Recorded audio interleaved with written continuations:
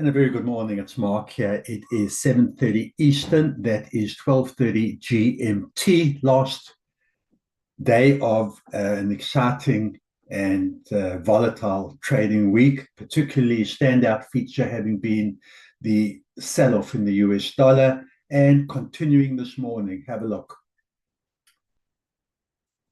Move that, get a bigger screen.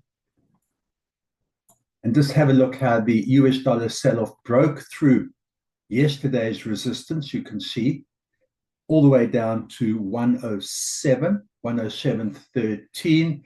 So it's continuing today. Strong sell-off in this in the US dollar following Trump's inauguration on Monday. There's been no let-up. We're not sure at what point there will be a turnaround. Will there be a turnaround? We're tracing a little bit this morning so far after 107.08, back at 107.37. Yesterday's support, 107.52. Buyers are going to be looking to come up and test that 108 level, or at least the highs from yesterday's open around 108.04. But pre-US Open, it's only 7:30 Eastern, about a half an hour till the US session gets going. So far, a continuation of weak US dollar. Let's have a look at S&P.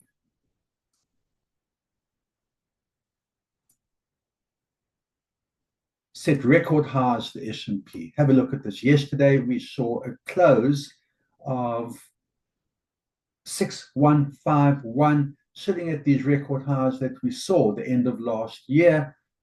Higher highs, higher lows the whole way. Pre-Wall Street opening, 2 hours away from that. Are we going to see a break of these record highs and continue the surge, continue demand for major US equities? If there's going to be some kind of turnaround, the 6,100 looks like the level that sellers will be aiming at. But now we've got that very strong inverse relationship playing out with weak US dollar and strong equities, particularly S&P. Commodities. And gold just carries on and marches on relentlessly. 2,778. That's already today from opening at 2,754. Yesterday's close. Looking at this all-time high here of 2,790, almost the 2,800 level. Again, strong inverse relationship playing out between weak US dollar and strong gold. If there is a turnaround, sellers will be looking to at least take out or at least aim for the open at 2,754 from yesterday and the day before, but now more likely looking at the high 2,800 and a continuation of gold's strength and US dollar weakness prior the US session opening. Let's have a look at oil. Brent oil, the sell-off has been very, very strong.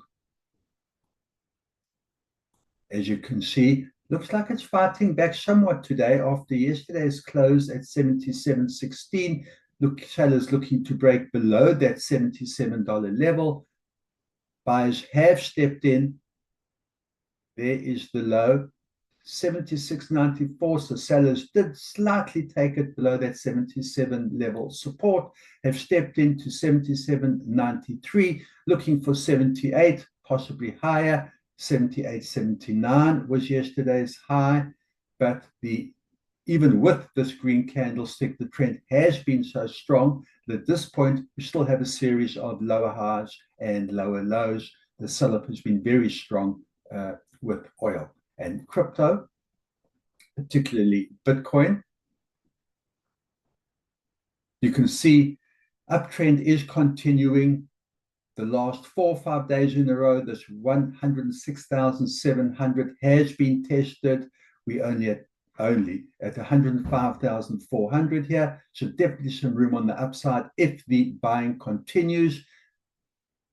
Very haphazard, the moves around this resistance area.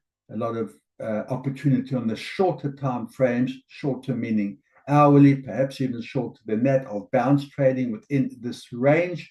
But for now, buyers have continued following yesterday. Yesterday tried higher and lower and kind of settled at the previous day, at Wednesday's close. That's what we saw yesterday. Today, sellers have taken it down to 102,000, and already before the US session gets going, sitting at 105,421.